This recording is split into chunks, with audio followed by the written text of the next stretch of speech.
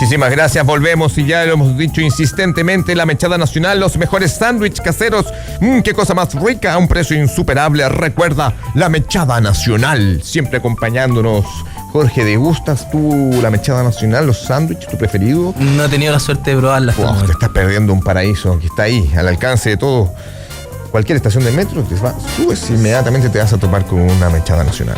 Está el caos en Perú, crisis en Perú, el Congreso está cerrado. Congreso de Chile está abierto, pero en medio de una tensión. En cualquier momento nos vamos a poner en contacto con Perú para hablar con un hombre que fuma más marihuana que la salvia. Señores y señores, pero antes, en un tema bastante profundo y a la vez literario y periodístico, tenemos de invitado a un gran periodista. Vamos a hablar con nuestro invitado, un periodista que se ha especializado en la investigación de temas relacionados con violaciones sistemáticas a los derechos humanos en Chile, abusos a menores y denuncias de malas prácticas empresariales y políticas. Desde el año 2002 ha publicado e integrado equipos de investigación periodística en medios impresos nacionales, 7+7 de Clinic, entre otros. Señores y señores, tiene muchísimos libros, cerca de 7-8 libros que han sacado heridas, han raspado la piel de muchos sensibles. Está aquí con nosotros el gran periodista Javier Rebolledo. Gracias por la invitación. Javier, primero, no di el detalle porque quería que lo dieras tú. ¿Cuántos libros tienes? La danza, el despertar y la sombra de los cuervos. Es como la saga. Sí, como se transformó de alguna manera como en una trilogía. Y esto otro que también es una trilogía que partió por El Camaleón, doble vida de un agente comunista, la cual estamos haciendo una serie de televisión, después te puedo comentar de eso. Los hijos del frío y este último que es El costo del silencio. Esta es una crónica periodística que en el fondo es verídico. Sí. Y esto se trata de unos jóvenes comunistas que se infiltraron en la Policía de Investigaciones. Un grupo de entre 12, 13 más o menos estudiantes de medicina, literatura, derecho y otras carreras en la Universidad de Chile. Al año 71-72 el Partido Comunista efectivamente les ofreció, les solicitó, no sé bien ahí digamos cuál es la nomenclatura exacta, salirse de sus carreras universitarias, estaban en segundo o tercer año de universidad, e ingresar a la Policía de Investigaciones, que en ese momento no era, digamos, la institución que hoy día, digamos, tenía una fama bastante ¿Qué más fama? Marginal, podríamos decir, al filo de la marginalidad. Los que integraban la policía. Integrantes, digamos, por el origen mismo que tiene la Policía de Investigaciones. Y el compromiso era que no podían volver a militar nunca más. En 25 años más o menos se iba a volver a solicitar sus servicios cuando estuvieran en cargos de poder, proyectando un gobierno popular, digamos, pero en cambio les tocó el golpe de Estado y se transformaron en infiltrados en la policía recién salido y les tocó hacer y ver cosas horribles y también les tocó participar de acciones heroicas, digamos, muy valientes, los cuales pusieron en riesgo su vida. Entonces, no es una historia de blanco y negro, podríamos decir, si uno quisiera buscar acá o encontrar héroes, digamos, en el sentido clásico, pero es una historia, y son historias de mucha resiliencia humana, de mucho sufrimiento. ¿Cuánto tiempo ellos estuvieron infiltrados? Hay algunos, los cuales no menciono los nombres, que llegaron al alto mando de la Policía de Investigaciones que no los descubrieron nunca, que llegaron incluso al segundo, tercer lugar, cuarto lugar, por ahí vamos a decir, para dejarlo un poco en misterio, de la Policía de Investigaciones, que se retiraron hace unos 10, 15 años atrás. Hay otros que descubrieron el año 75, cuando cayó el Fanta y René Basoa, digamos que eran del aparato de inteligencia del Partido Comunista. Hay otros que cayeron en el 77, hay otros que cayeron en el 78, 79, por ahí hay distintos. No cayeron de una sola vez. Cuando tú hablas que hicieron cosas terribles y a la vez cosas heroicas, ¿cuáles dentro, no he tenido el placer de leer el libro, pero de las cosas terribles que tienes en la cabeza? Les tocaron ver, digamos... ¿Torturaron a sus pares, ponte tú? No a sus pares, pero en Chile la tortura, y algo que se trata en el libro, es una cuestión que existía desde tiempos inmemoriales. Las personas que aplicaban la tortura no eran precisamente los militares, sino que era la Policía de Investigaciones. Cuando en el diario El Clarín, por ejemplo, aparecía antiguamente y cantó como pajarito, eso significaba básicamente tortura, y la máquina era la lora, y la aplicaban los detectives durante el gobierno de Allende, durante el gobierno de Frei, antes también, y durante, digamos, la dictadura también. Entonces a ellos les tocó formar parte de esa maquinaria de investigaciones por el hecho de estar infiltrados y de ver toda la corrupción, también todas las injusticias, cómo estos expertos en torturas, que eran sus compañeros en la policía, eran mandados en comisión de servicio a la DINA, sobre todo durante la primera parte de la dictadura, porque al principio a la DINA se le murieron muchos detenidos aprendiendo a aplicar la tortura. Y los papis... se cometían, la pifiaban y... Claro, porque la tortura, entre comillas, es una cuestión que también hay... Es una técnica. Es una técnica. Está mal decirlo. Es terrible, digamos, pero sí. Pero es así. O sea, debe haber tipos con mayor talento para torturar y otros que un son conocimiento, además, que tiene que ver con la historia, como te digo, de la policía. Entonces, claro, se forma un grupo en comisión de servicio que son bastante conocidos en las causas de derechos humanos, que se llaman los papis. ¿Ya? Que es un grupo de agentes de la Policía de Investigaciones que muchos de ellos están condenados, digamos, porque estuvieron en Villa Grimaldi y en distintos centros de tortura enseñando a aplicar la tortura al resto de los agentes de la DINA y eran compañeros de esto. Dentro de las cosas que enseñaban, porque tú ves el grado de electricidad que tenían que aplicar, claro. si se te pasa, ¿cuánto tiempo? Se mueren. No darles agua, por ejemplo, una de las embarradas que se mandaron al principio muchos los militares que les daban agua después de torturarlos. Y eso no se puede hacer porque se mueren automáticamente. No sé ahí bien cuál es el mecanismo, digamos, que opera en el cuerpo. Tortura con agua es fallecimiento. Claro, les da mucha sed porque parece que pierden mucha agua. Y después piden agua los detenidos y ahí era el momento, por ejemplo, en que se les morían muchos los detenidos. Y ellos no torturaron a alguien, si bien no a sus pares, pero tuvieron que, en este simulacro que estaban haciendo, tuvieron que torturar. Tuvieron que torturar básicamente a delincuentes, digamos, y era parte, yo lo contextualizo un poco ahí, era un poco parte de la cultura, que es un poco lo que cuenta el libro también, porque si bien les pidieron misiones a estos detectives cuando estuvieron en la dictadura, también hubo mucho tiempo que ellos formaron parte de la Policía de Investigación y fueron detectives.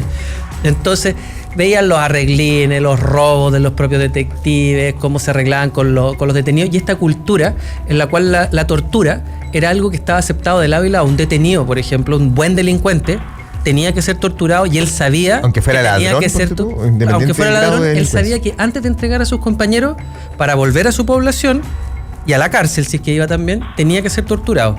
Y los detectives sabían que tenían que torturarlo. Y el juego se movía básicamente en cuanto era lo que un detenido aguantaba la tortura. Después ya terminaba hablando. Que si no la aguantaba, que no, nadie la aguanta, digamos. Todos hablan antes o después, pero había que sufrirla, había que aguantarla y los detectives respetaban por eso a los detenidos. Y los detenidos también eran parte de un código de Lampa, si tú quieres, en los cuales sabían que tenían que entregar a sus compañeros en algún momento, pero aguantar un tiempo les daba también un estatus. Por ejemplo, también ya cuando los torturaban mucho, algunos que eran mañosos le decían, ¿ya dónde están tus cómplices? No sé en la casa, pero sé llegar. Y llegaban 3 casas al lado, tocaban el timbre, alertaban a sus compañeros, y esos eran códigos que se manejaban dentro de este mundo donde está incorporada también la tortura desde tiempos inmemoriales. Y eso un poco se hace cargo el libro, que es que lo señalan los propios detectives. En dictadura se torturó a menos delincuentes que en los gobiernos anteriores. A menos delincuentes, no estoy hablando de la clase política. No nos olvidemos que en Chile se empezó a hablar de la tortura solo cuando se torturó a la clase política, pero la tortura es una cuestión que viene en Chile desde tiempos inmemoriales. Y en dictadura, paradójicamente, ese tipo de tortura se controló. Se controló al interior de la policía. ¿O eso es lo que...? Había menos delincuencia también, entre comillas, porque, por ejemplo, ellos iban a los allanamientos y cuando allanaban las poblaciones los militares, lo que hacían era básicamente cerrar el perímetro con milicos, muchas cuadras, digamos, muchos militares, entraban a las poblaciones, sacaban a todos los hombres, les revisaban los papeles. Estos detectives tenían que ir a revisar los papeles porque ellos tenían la radio operador, y a muchos delincuentes los mataban. Aparecían muertos a la mañana siguiente o a otros los mandaban a distintas partes, digamos, del país. Y claro, se controlaba mejor la delincuencia, si tú quieres. Probablemente había menos delincuencia porque era un sistema del horror en que sabían que estos gallos, los militares, funcionaban con mano de hierro en ese sentido. Javier, bueno, yo tal cual te informé, estamos en presencia, en mi derecha se ubica el campeón nacional de debate, don Jorge Albornoz, medalla de plata bien en el Mundial. Fantástico. Creador del rap debatístico, también de Educa Debate. Ajá. Hace clases de debate, está formando debatistas en la Universidad Andrés Bello y está analizando tu discurso, no es por ponerte a prueba, Gracias por ponerte a prueba, estamos acá desde las 4:30. Estamos analizando cómo has visto el despliegue discursivo de Javier Rebolledo, Jorge. Muy coherente. En primer lugar, por ejemplo, se refiere a algo de la tortura que la gente olvida y que cuando defiende la guerra también lo olvida, que tiene que ver con que la tortura, como todo ámbito de conocimiento humano, lleva aplicándose desde que el ser humano es humano y por tanto la forma y el know-how, digamos, de cómo torturar es algo que se estudia, que puede transmitirse mediante asignaturas, mediante ramos. Correcto. ¿La frase más deslumbrante de Javier, la frase que te hizo clic? Tener la valentía para decir que finalmente muchas veces llegaban, revisaban sus documentos y los mataban. ¿La frase a trabajar? Un poquito a pulir. ¿Términos semánticos? Ninguna. Todo perfecto, todo gracias, fluido. muchas gracias. Javier, aprobado por el campeón de debate. Un logro. Muchas gracias. Javier, dentro de la tortura, dentro de lo que ellos notaban que había una especie de jerarquía, el torturador era admirado, el buen torturador, comillas, era admirado dentro de la policía, había como una especie como de prestigio al ser un más salvaje. Mira, en esta parte, en los detectives propiamente tal, yo no lo detecté de esa forma. Era una cosa un trabajo que ellos entendían que tenían que hacer y en lo cual trabajaban en conjunto, tanto el que tomaba nota, que digamos estaba ahí tomando nota mientras el otro torturaba o era así de malo, después uno se iba y quedaba el que estaba tomando nota y le daba algunos consejos al torturado y le decía, oye, ya, pero no, sería bueno que colaborara. El ratón. Oye, el bueno y el malo. ¿Qué cosas les tocó hacer, ponte tú, a ellos en esta cosa de infiltrado? Cuando torturaban? Como ¿qué reportaste en ese? No, básicamente lo que te digo, aplicar la corriente. Pero además... ¿En qué parte humana aplicaban? En las tetillas fundamentalmente y en los genitales. Esas son las partes específicas más... Sí. Los agentes de la DIN hacían otras cuestiones horrendas, digamos, yo no sé si simplemente por el odio que se había generado previamente durante la Unidad Popular, o digamos por falta de conocimiento. Eso yo lo narré básicamente en el primer libro, La danza de los cuervos, donde se daba lo que tú señalas, que es esta estratificación en que el más malo en el fondo es el mejor o es el más bueno dentro de los torturadores, el mejor torturador, el que tiene más capacidades. Sí se daba esa competencia en el cuartel Simón Bolívar y por lo mismo el nivel de horror que ahí se generó es una cuestión prácticamente indescriptible. Y ellos al estar infiltrados generaron alianzas humanas, lazos humanos con los torturadores, ponte tú. De repente se tomaban un café y hablaban de fútbol. O sea, empezaron tanto tiempo infiltrados, empezaron a generar algún tipo de vínculo. Fíjate que la tortura es una cuestión, dentro de todo, que no ocupaba tampoco todo el tiempo, ni mucho menos una buena parte del tiempo dentro de la Policía de Investigaciones, por lo que te digo, que también se generó un control de parte de la dirección a partir del golpe militar. Las principales cuestiones que tuvieron que hacer estos jóvenes detectives fueron misiones, básicamente, que les pidió el Partido Comunista. Álvaro Palacios es un hombre que coordinó a todo el grupo de detectives que habían entrado a la policía y, por ejemplo, tuvieron que sacar y meter a dirigentes comunistas, digamos, al país en misiones en las cuales los ubicaban en policía internacional, por ejemplo, les timbraban papeles, les conseguían papeles falsos, etcétera. Incluso en automóvil hay una historia que es la historia de un dirigente comunista que hoy día está detenido desaparecido, que es José Weibel, secretario general de la J, en la cual una pareja de detectives lo sacaron por el Paso Caracoles ocupando, digamos, sus nombres reales a riesgo de pagarlo con sus propias vidas. Son cuestiones así, cosas tremendas las que les tocaron hacer a estos... ¿Y ellos después fueron descubiertos o finalmente decidieron... Perdón, no sé si estoy contando... Es que hay distintos casos, algunos fueron descubiertos y otras las cosas paradójicas que suceden acá, que son de difícil digestión en el mundo de las verdades de blanco y negro, digamos. Por ejemplo, el hecho de que... hay dos casos en los cuales fueron descubiertos por la propia Policía de Investigaciones. Le hicieron bastante bullying, como se diría hoy día, en el periodo previo a que ellos tuvieran que salir violentamente del país, pero es la propia Policía de Investigaciones la que los ayuda a salir del país y a librar de las garras de la dictadura. ¿Por qué lo ayudaban? Por la sensación de lealtad. Mira. Sí. O sea, finalmente habían lazos. Había enlaces, generaron muchos lazos humanos y también ellos los consideraban, los propios detectives, a estos comunistas y también detectives. Hay casos en que los acompañaron hasta la losa del avión a los detectives para que escaparan y para que no cayeran en manos de la DINA. ¿Mm? Y eso fue incomprendido por mucha gente, incluido por el Partido Comunista, que pensaba, les decía, bueno, pero ¿cómo ustedes llegaron acá, escaparon de Chile y la policía los ayudó?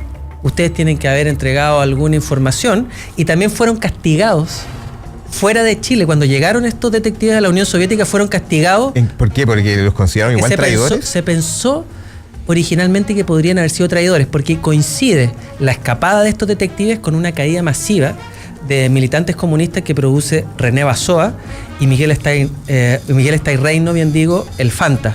Años 76-77 es la debacle del Partido Comunista, y se confunde por ahí un poco que ellos podrían haber colaborado con la policía. Estamos hablando del libro El costo del silencio, un libro que se acaba de salir hoy día Salió a la venta, sí. De Javier Rebolledo, con una historia de unos comunistas que se infiltraron en la policía y finalmente todos estudiantes universitarios en la Universidad de Chile.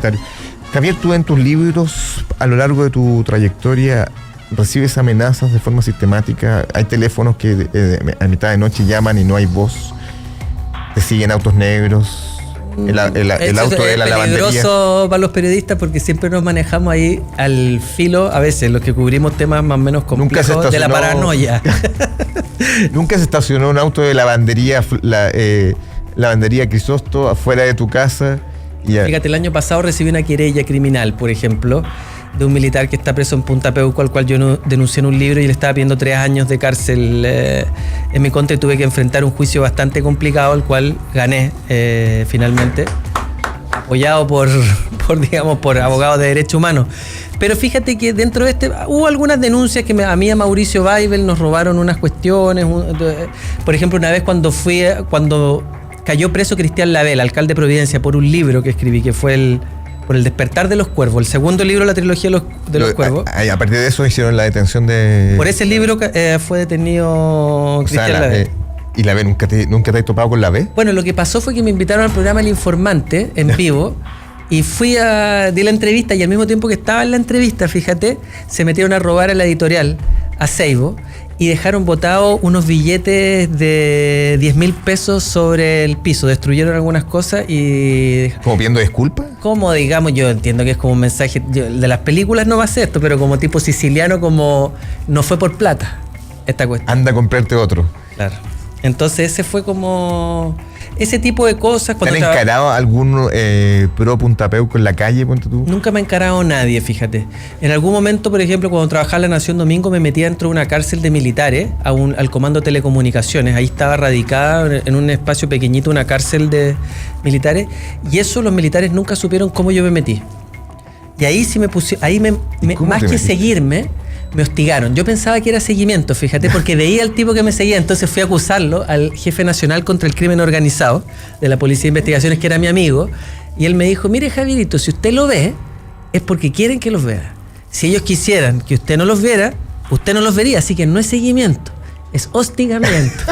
Así que puedo decir que me hostigaron, no me siguieron. Eso produce un cuestionamiento interno de autocensura, ¿o no?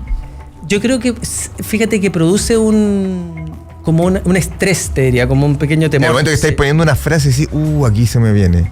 Nunca he llegado a autocensurarme, además esto fue hace bastantes años, pero sí te puedo decir que no es agradable la sensación. Por lo mismo, yo este tipo de temas generalmente los dejo afuera, porque es un poco darle... como te dijera, bueno, lo converso contigo, no tengo ni un problema, pero en general en mi escrito o en las cosas trato de dejarlo fuera, porque es un poco darle herramientas también a la gente que puede ir no solo en contra mía, sino que en contra del libre ejercicio del periodismo. Jorge, te veo mirando atentamente el despliegue discursivo de Javier. Si tuvieras que poner una nota hasta el momento a lo que ha dicho Javier, notas incoherencias, notas que está tirando hacia arriba, ¿qué dices, hermano? Un 7. ¿Un 7? Gracias, estimado.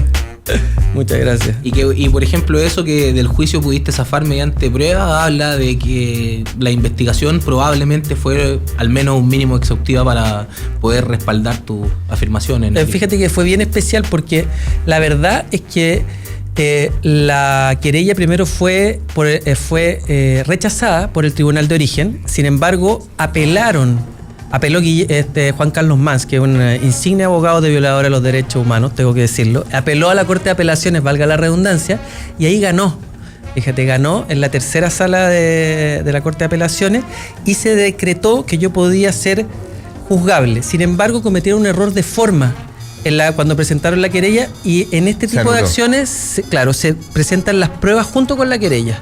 No lo hicieron.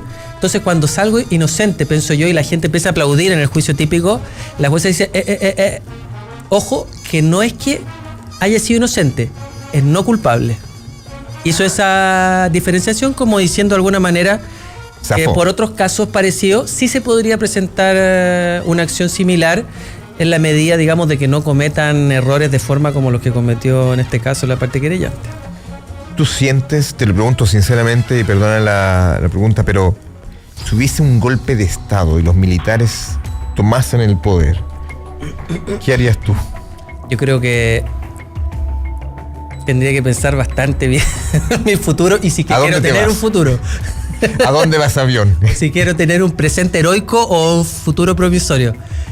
Yo no sé, fíjate. La verdad es que prefiero ese tipo de cosas. Es terrible, ¿eh? Claro, es probable que me tendría que exiliar. Digamos, si yo fuese inteligente y fuera una dictadura militar en las cuales los mandos del ejército, por ejemplo, estuvieran en el gobierno, ellos fueran gobierno, lo más probable es que me tocaría que me tendría que exiliar, porque los mismos hijos de los violadores de los derechos humanos, poca gente lo sabe, pero son hoy día los que están ascendiendo al alto mando institucional, porque ¿sí? Les hacen las carreras dentro del ejército. ¿Y por qué? Porque no existe realmente un nunca más dentro del ejército. Sí, todavía en varios lugares hay imágenes, esto se sabe poco, pero de violadores de los derechos humanos insignes en escuelas en este momento al interior del ejército. ¿Cuál es el mejor, o sea, por supuesto con comillas, el mejor o el más, dentro de esta locura, el más prestigioso torturador, tu ranking de los torturadores más brutales y más reconocidos como torturadores dentro de los militares? Yo creo que está el Guatón Romo, ¿cierto? Ese era terrible, ese era un sádico enfermo. Osvaldo Romo, ¿cierto? Sí, es horrible, digamos, las cosas que hacían este tipo, enfermo, gente terriblemente enferma. Era gente loca, además era un dirigente socialista, ojo. Sí, claro. Sí, él provocó la caída del director de la Policía de Investigaciones durante la Unidad Popular, ya que dentro de la población donde él vivía, en Lo Hermida, murió un poblador en un enfrentamiento con la Policía de Investigaciones. Y él fue uno de los principales instigadores para que cayera Eduardo Paredes. Y terrible torturador. Osvaldo Pinchetti también, el doctor Tormento, que era una especie de hipnotizador, que era amigo de Manuel Contreras y que le aplicaba... ¿Hipnotizaba con qué final? Hipnotizaba, por ejemplo, para sacar la verdad, engañaba a la gente, por ejemplo, en el cuartel Simón Bolívar, los ponía con un espejo en el techo, con una férula acá, y les mostraba a las personas, los drogados, y les mostraba cómo se iban desangrando, mientras no contestaban las preguntas, digamos, y los iba torturando y los iba presionando, y la gente podía ver cómo se hacía un charco de sangre debajo de la silla por el espejo que les ponían en el techo. Pero en general, en la Brigada Lautaro, en el centro de exterminio ese, las cosas que se llevaron a cabo, Ricardo Lorenz, Germán Barriga, y una serie ahí de psicópatas. ¿Habían torturadores que solo dominaran el poder oral? O sea, que a raíz de una tortura psicológica, sin hacer daño a la persona, lograran resultados. Mira, la verdad es que yo no sé, me imagino que de eso, claro, eso se circunscribe dentro, entre comillas, de la inteligencia, ¿cierto? La tortura es como el lado dark, digamos, claro, de la inteligencia. En tiempos de paz, yo me imagino que también se puede haber dado, pero por lo menos lo que yo recabé, tanto de parte de la Policía de Investigaciones en gobierno de Allende y de Frei, y en la dictadura militar, digamos, con mayor razón, se abusaba del golpe y se utilizaba también del golpe, digamos, efectivo. ¿Tú le crees a un torturador que hace un mea culpa y pide perdón? Depende, creo que no puedo emitir un solo juicio para todas las personas que habitan, digamos, este planeta. Entonces no podría decirte este sí, o todos sí, o este no, o todos no. Estamos con Javier Rebolledo, autor del libro El costo del silencio, que acaba de salir el día de hoy. Jorge Albornoz, campeón nacional de debate. ¿Alguna apreciación, algún comentario, alguna pregunta que le quieras hacer a Javier? Sí, destacar la precisión de Javier, que... Argumentativamente perfecto, ¿no? independientemente de cuáles sean las fuentes que lo respaldan, que yo no he revisado, es muy preciso en cuanto a sus afirmaciones, que es todo lo contrario. Se nota evidentemente que es un lenguaje académico, porque es todo lo contrario a lo que en general se utiliza como el lenguaje político, ¿verdad? Mientras el político habla en general para que le entiendan ciertas ideas matrices grandes, ¿verdad? No muy precisas, el académico busca información y analiza la información, la separa, la relaciona para ser preciso luego en su juicio. Eso puedo felicitar. Muchas gracias. Si tuvieras que comparar, perdona que te fuerza una comparación, Jorge, si tuvieras que comparar lo discursivo de Tomás Hirsch, con quien hablamos hace un rato, Ignacio Urrutia, con quien hablamos brevemente, pero dio alusiones, y Javier Rebolledo, ¿quién argumentativamente te pareció más idóneo? Desde la perspectiva de la argumentación como una herramienta de conocer la verdad o de acercarse al conocimiento, que es la que yo más adhiero, por supuesto que con nuestro interlocutor actual. ¿Los demás te parecieron, apelando a tu honestidad, deficientes? Es que, por ejemplo, si Javier quisiera mediante este discurso convencer a un montón de gente, no le resultaría. Sino son utilidades del discurso que son distintas, porque las personas no le entenderían lo que quiere decir en general. No, a Javier, perfecto. Sí, a lo que voy es que como su lenguaje es académico, si él quisiera ser político tendría que sacar un montón de información para hablar con un montón de generalidades que luego se entiendan a grandes rasgos por un público que no siempre está preparado para entender conceptos tan precisos, tan específicos. Evaluación sucinta de la gestualidad de Javier Rebolledo. Son asuntos que yo prácticamente no analizo. Es parte de mi escuela argumentativa concentrarme en el contenido y no... Solo contenido oral, no, el gesto, la mueca no es un aporte. Salvo que sea una herramienta para aportar una premisa dentro del mensaje, es decir, que me entregue más información, para mí eso es absolutamente irrelevante. Creo que fijarse en lo superficial, en la superficie, es parte de los problemas que tenemos como personas. ¿Una frase sintética que encierra el desempeño de Javier? Análisis, contenido, estudio profundo. Muy bien, aprobaste, Javier, te felicito. El campeón nacional de debate te ha levantado los 2 dedos. Javier, muy interesante, muy tétrico y muy intenso también, a la vez pareciera que se viene. Te agradecemos la presencia. ¿Dónde están estas personas? ¿Están bien? Están vivas, fíjate, y el lanzamiento, hay 2 que aparecen con sus nombres y hay 2 que prefirieron aparecer con seudónimos. Los 2 que aparecen con el nombre van a ser parte del lanzamiento del libro, que se va a llevar a cabo el lunes 21 de octubre en la sala máster de la Radio Universidad de Chile. Ellos son Álvaro Palacios y Adolfo Arrieta. Y va a presentar también Carol Cariola. Mira, quien acá lamentablemente acaba de romper su noviazgo con Freddy Stock. Terminaron, amigos, terminaron el romance hace unas horas tal vez. ¿Qué pregunta le haría, Javier, que con esto despedimos, a Hermógenes Pérez de Arce, quien va a venir mañana, y le vamos a pedir que también hable de este libro y de ti? ¿Qué pregunta le harías a él, defensor de los militares que están en Punta Peuco?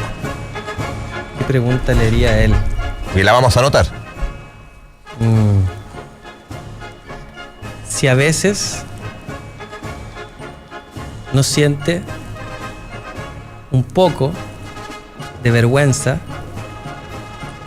por poner generalmente en primer lugar el aspecto político por sobre la humanidad. Muy buena.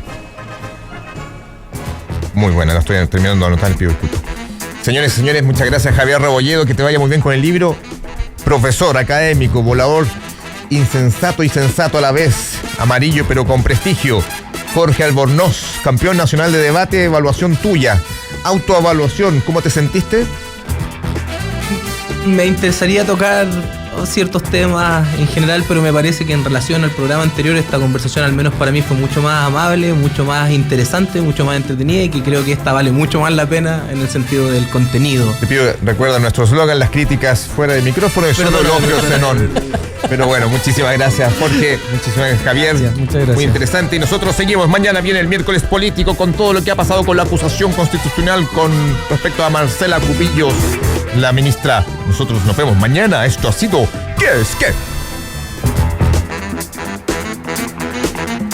Fue 1 hora y media descifrando las noticias al estilo de ¿Qué es qué?